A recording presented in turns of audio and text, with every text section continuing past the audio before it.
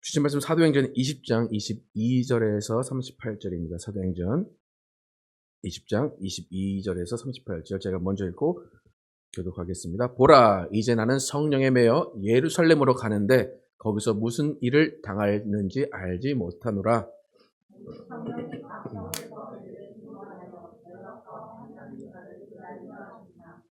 내가 달려갈 길과 주 예수께 받은 사명 곧 하나님의 은혜의 복음을 증언하는 일을 마치려 하면은 나의 생명조차 조금 더 귀한 것으로 여기지 아니하노라.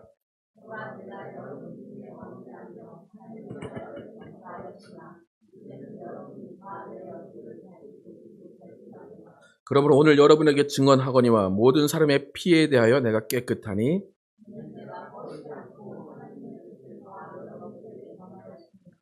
여러분은 자기를 위하여 또는 온 양떼를 위하여 삼가라. 성령이 그들 가운데 여러분을 감독자로 삼고 하나님이 자기 피로 사신 교회를 보살피게 하셨느니라.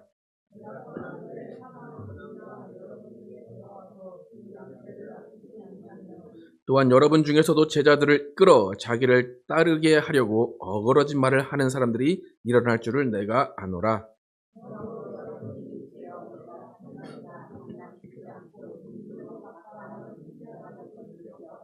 지금 내가 여러분을 주와 및 그 은혜의 말씀에 부탁하노니 그 말씀이 여러분을 능히 든든히 세우사 거룩하게 하심을 입은 모든 자 가운데 기업이 있게 하시리라. 여러분이 아는 바와 같이 이 손으로 나와 내 동행들이 쓰는 것을 충당하여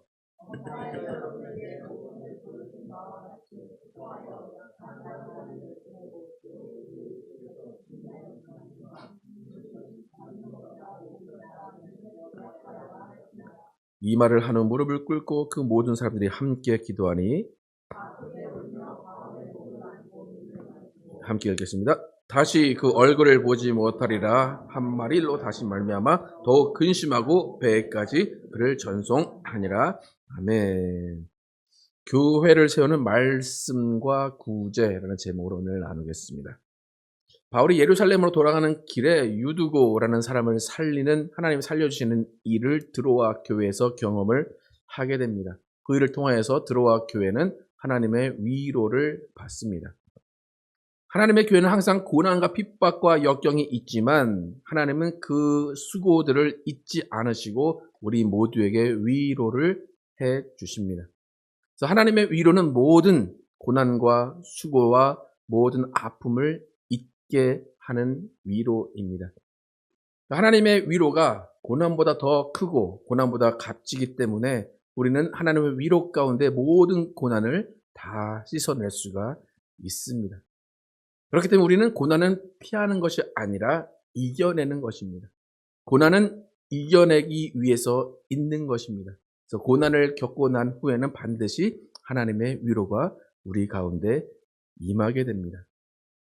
오늘 본문은 바울이 이제 에베소를 떠나서 예루살렘으로 들어가는 길입니다. 오늘 지도 보시면 딱 중간에 밀레도라는 곳이 있죠. 그래서 밀레도라는 곳에 도착을 해서 에베소와 그 아시아 지역에 있는 장로들을 모아서 장로들에게 권면하는 장면이 오늘 본문입니다. 그래서 그 바울이 설교하는 그 내용이 오늘 본문입니다. 이때 장로들이라고 나오는데 이때 장로는 지금 뭐 장로 교회에 있는 장로나 교회 안에 있는 장로의 그런 직분이 아니라 엘더스라고 나와서 좀 연장자들이라는 의미의 장로입니다. 그러니까 바울은 이미 자신이 세운 교회들이 있지만 다시 그 교회에 들어가지 못할 것이라고 알고 있습니다. 하나님께서 성령으로 그 교회들에게 더 이상 가지 못하게 하시고 자신은 죽음을 당하게 될 것을 바울이 이미 알고 있기 때문에 그 마음 가운데는 어떠한 각오가 들어있고 어떠한 그런 자신의 뜻이 들어 있습니다. 그래서 오늘 바울이 장로들을 만나서 이 엘더들을 만나서 그들에게 권면하는 것은 정말 자신이 평생 일구어 놓은 그 교회들이 어떻게 가야 하는가에 대해서 반드시 그들이 알기를 원하기 때문에 그들에게 권면하고 설교하는 것입니다. 이 설교를 할 때 자신이 먼저 자신에게 일어났던 일들 또 앞으로 자신에게 일어날 일들에 대해서 먼저 설교를 합니다. 사도행전 20장 19절에서 27절까지 함께 교독해서 함께 읽겠습니다. 제가 먼저 읽고 여러분 교독하겠습니다. 19절부터 제가 읽겠습니다. 곧 모든 겸손과 눈물이며 유대인의 간교로 말미암아 당한 시험을 참고 주를 섬긴 것과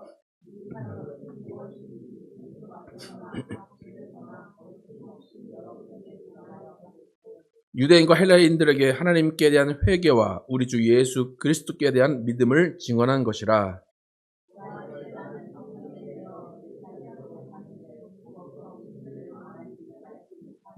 오직 성령이 각 성에서 내게 증언하여 결박과 환난이 나를 기다린다 하시나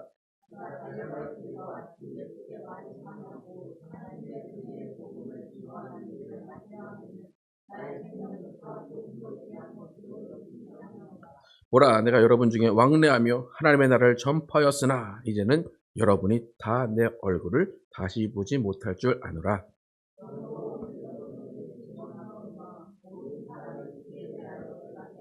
함께 읽겠습니다. 이는 내가 꺼리지 않고 하나님의 뜻을 다 여러분에게 전하였습니다. 바울이 이전에 자신이 어떤 삶을 살았고 어떻게 복음을 증거했는지 그리고 앞으로 자신에게 어떤 일이 일어날 것인지에 대해서 계속해서 증언을 하고 있습니다. 여기 잘 보시면 우리가 부인할 수 없는 사실은 뭐냐면 바울 한 사람이 이 많은 교회, 장로들이 지금 몸담고 있는 이 교회들을 세우는데 바울 한 사람이 많은 공헌을 했다는 것입니다.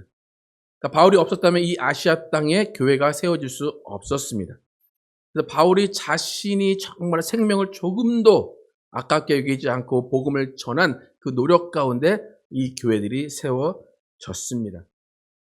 그런데 바울의 이런 노력, 바울의 이런 행함이 교회를 세운 것에 지대한 영향을 미쳤지만 이보다 더 중요한 것은 뭐냐면 앞으로의 교회가 어떻게 나갈 것인가에 대한 것이 바울이 더 신경을 쓰고 마음을 쓰는 부분입니다.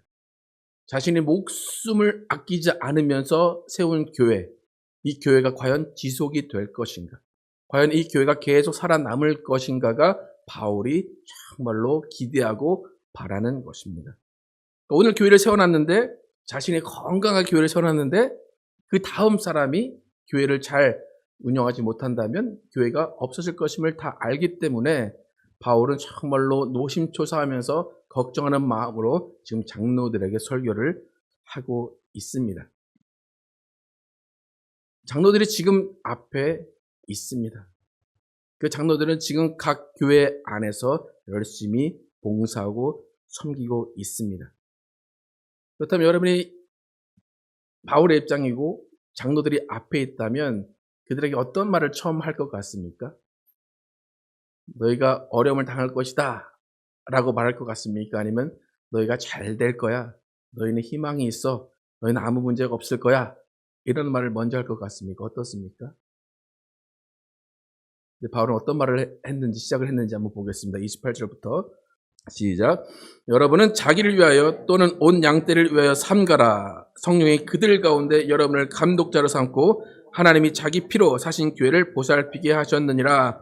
내가 떠난 후에 살아온 이리가 여러분에게 들어와서 그 양떼를 아끼지 아니하며 또한 여러분 중에서도 제자들을 끌어 자기를 따르게 하려고 어그러진 말을 하는 사람들이 일어날 줄을 내가 아노라.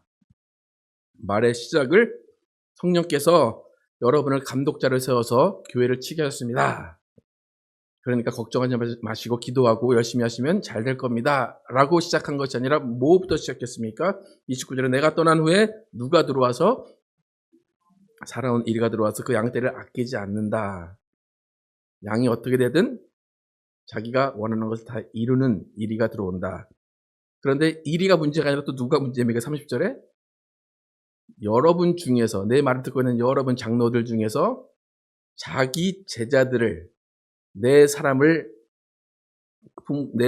심어놓고 내 사람들로 인해서 교회를 끌어갈 사람이 분명히 나올 것입니다.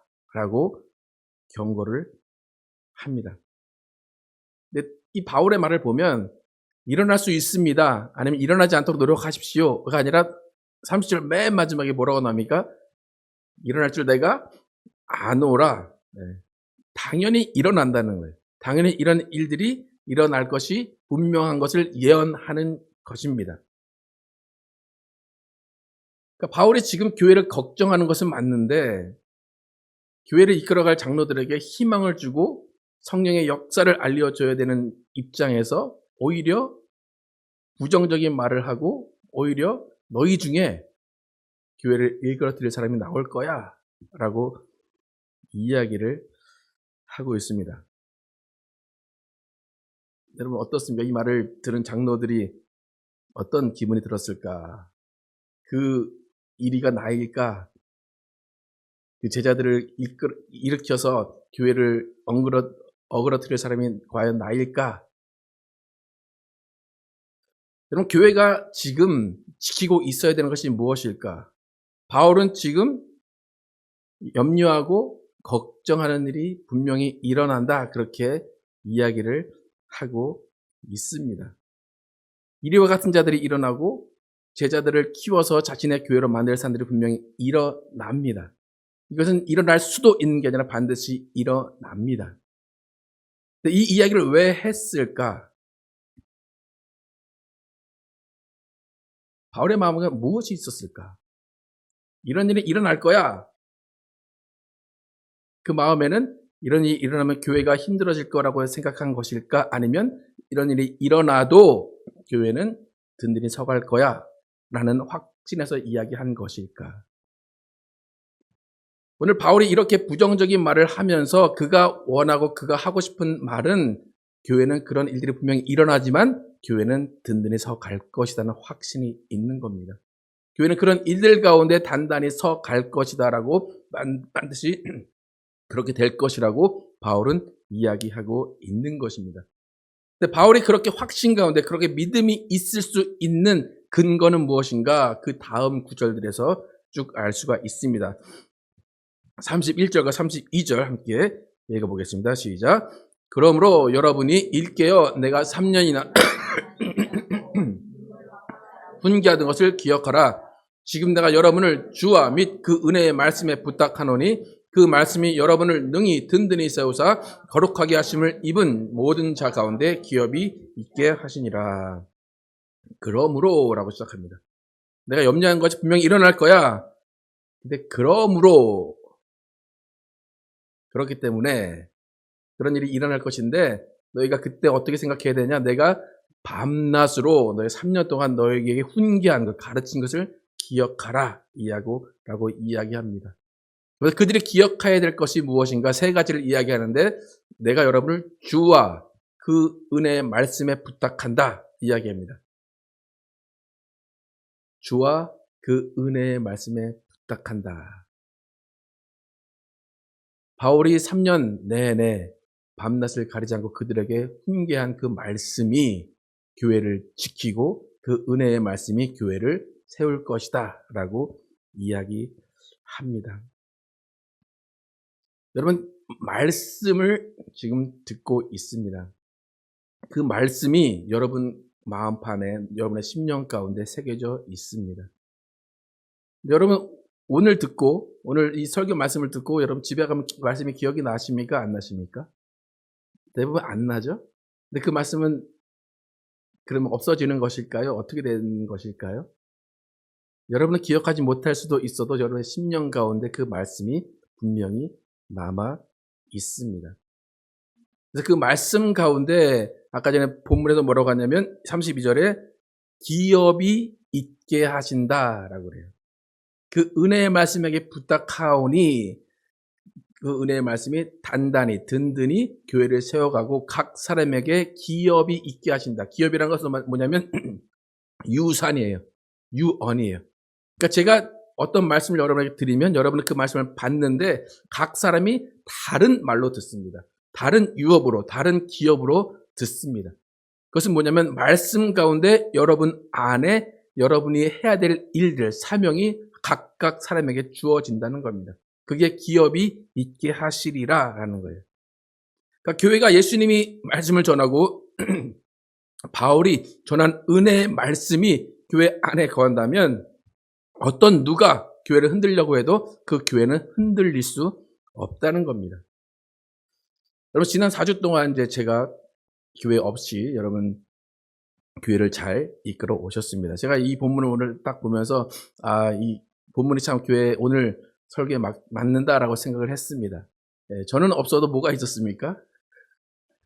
말씀이 계셨습니다. 제가 지난 4주를 한국에 다녀오는 동안 여러분은 분명히 교회에 대해서 고민을 했을 겁니다.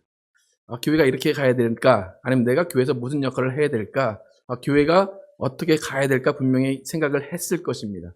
근데 이전에는 뭐 몇 년을 다니고 몇십 년을 다녀도 우리 교회에 대해서 생각을 안 한 분도 계실 거예요. 그런데 4주 동안은 교회에 대해서 어떤 생각이든 반드시 했을 것입니다. 그러니까 제가 이렇게 4주 동안 아무 염려 없이 여러분의 교회를 맡기고 떠날 수 있었던 것은 뭐냐면 지금 바울의 심정과 같이 말씀이 여러분을 든든히 세울 것을 믿고 있기 때문입니다. 길게는 7년, 8년 저와 함께 하신 분들 계시고 저희 교회에 함께 하신 분들도 계시고 짧게는 몇 달 함께 계신 분들도 계시지만 오히려 교회를 걱정하고 오히려 교회 안에서 하나님께서 어떤 것을 원하시는가 자신을 돌아보는 시간이 아마 지난 4주의 시간이었을 것입니다. 그것은 여러분 안에 임하신 말씀이 여러분을 이끄신 겁니다. 여러분 안에 있는 말씀이 교회를 세워가는 과정이었던 것입니다. 여러분 교회가 목사가 이끌어가면 당장은 그 교회가 건강한 것 같고 당장 그 교회가 잘 이루어지는 것 같습니다. 하지만 교회를 목사가 이끌어가는 교회가 된다면 그 교회는 목사가 없어지면 그 교회는 어려움을 당할 수밖에 없습니다. 제가 이번에도 한국에 가서 접한 몇몇 교회들이 한 목사님이 은퇴하시면서 그 교회가 어려워지는 교회들을 몇몇 확인을 했습니다. 그러니까 바울이 지금 자신이 목회하던 곳을 떠나는 겁니다. 그 상황 가운데 교회는 분명히 어려워질 거야 라고 이야기합니다. 하지만 그는 확신한 것이 뭐냐면 내가 아닌 말씀이 교회를 든든히 세워갈 것이라고 분명히 알고 확신하고 있습니다. 여러분 교회는 말씀이 이끌어갑니다. 어떤 사람이 이끌어가는 것이 아닙니다. 우리 하이츠교회가 주의 은혜와 주와 그 은혜의 말씀이 우리 교회를 이끌어가기를 축복합니다. 여러분 안에는 말씀이 여러분을 이끌어가고 우리 교회를 이끌어가기를 축복합니다.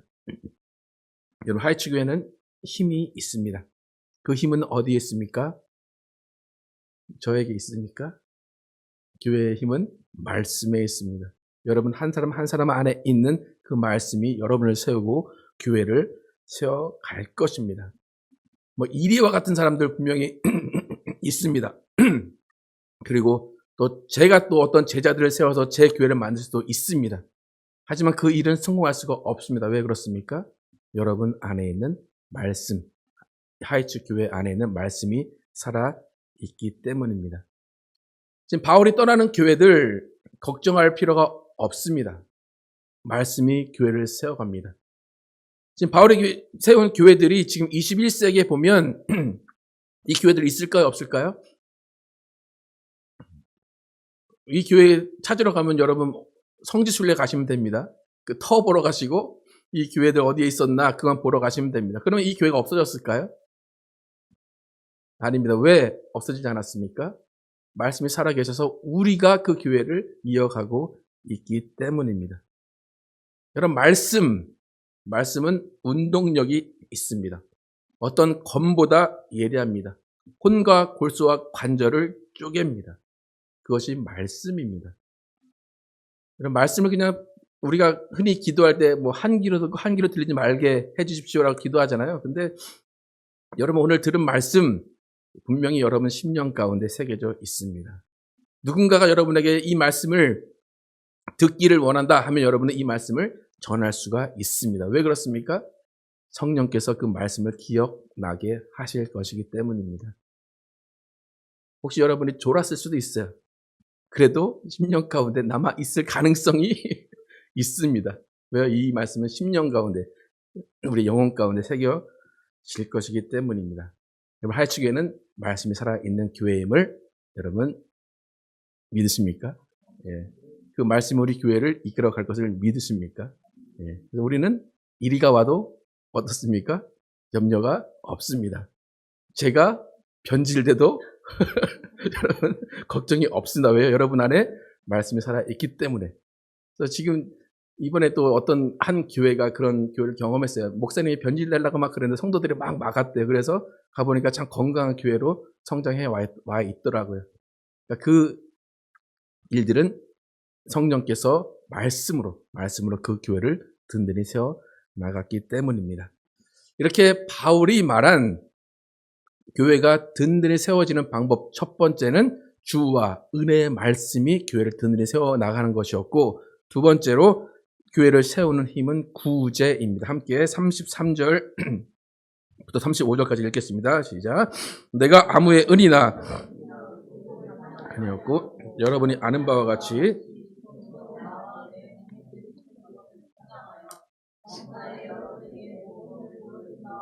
수고하여 약한 사람들을 돕고 또 주 예수께서 친히 말씀하신 바 복이 있다 하심을 기억하여 할지니라. 지금 리더들, 엘더들에게 말하고 있기 때문에 당신들 은과 금과 의복을 탐하지 마십시오 라는 겁니다. 내가 그렇게 하지 않았듯이 당신들도 금과 은과 의복을 탐하지 마십시오. 그리고 자신이 필요한 것이 있으면 자신이 충당해서 쓰십시오 라고 이야기를 하고 있습니다.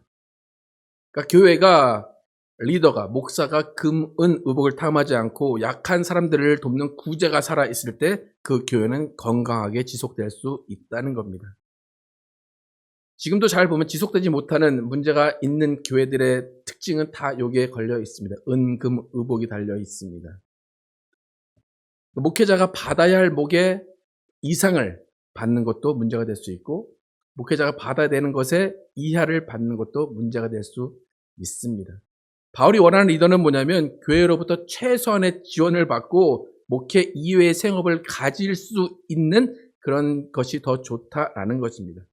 시대가 좀 바뀌어서 지금 자비량으로 하는 것이 흔하지 않은 상황이지만 어쨌든 목회자는 금, 은, 의복을 탐하지 않고 자신에게 필요한 것들만 교회로부터 받는 것이 건강한 교회임을 바울은 이야기하고 있습니다.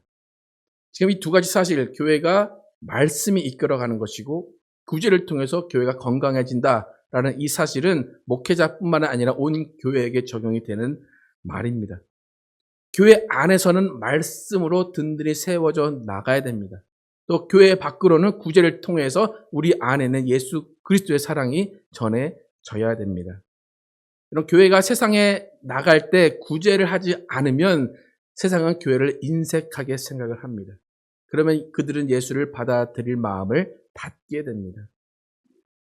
그리고 오늘 아줌마가 본문에 어떻게 말합니까? 받기를 더 좋아하라고 합니까? 주기를 더 좋아하라고 합니까? 더 주기를 좋아하라.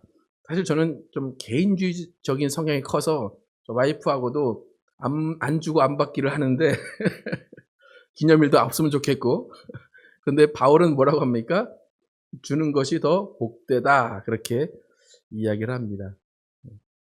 줄 때 주고 받아야 할 때 아름답게 또 감사하게 받는 모습이 또 건강한 교회의 모습을 이루어 가는 것입니다.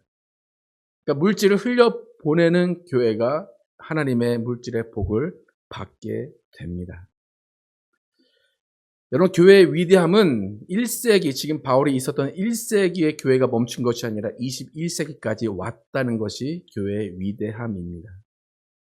여러분, 지금 위대한 역사 가운데 여러분 서 계십니다. 교회가 위기다 이야기합니다. 1세기부터 위기였고 21세기까지 계속 위기입니다. 그 위기를 이겨낼 힘은 1세기나 21세기나 똑같습니다. 그 힘은 뭡니까? 오늘 두 가지, 말씀과 구제입니다. 우리 하이치교회를 여러분 돌아보시기 바랍니다. 말씀과 구제, 이것이 우리 교회를 이끌어가고 있는가? 첫 번째, 말씀이 우리 교회를 이끌어가고 있는 것 같습니까? 아멘? 구제 어떻습니까? 구제가 우리 교회를 이끌어가고 있습니까? 조금 모자라죠, 그죠? 조금 우리가 노력해야 할 부분입니다. 그러니까 안에서는 말씀해서 우리가 서로를 세워주고 서로 하지만 교회 밖으로의 구제가 더 필요한 것이 또 우리 하이츠 교회의 현실입니다. 말씀은 살아 있습니다. 말씀 살아서 여러분의 인생과 교회를 이끌어 갈 것입니다. 그렇기 때문에 말씀에 순종하시고 말씀 위에 굳게 서시기를 축원합니다. 더욱더 나누어 주시는 그 은혜의 삶을 통하여서 여러분이 하나님의 사랑을 받은 자로, 하나님의 은혜를 받은 자로서 세상에 나가서 그들에게 하나님의 사랑을 전해 주시길 바랍니다. 하이츠교회 말씀과 구제가 살아서 정말로 든든히 서가고 지속적으로 성장하는 교회가 되기를 예수 이름으로 축복합니다. 함께 찬양하도록 하겠습니다.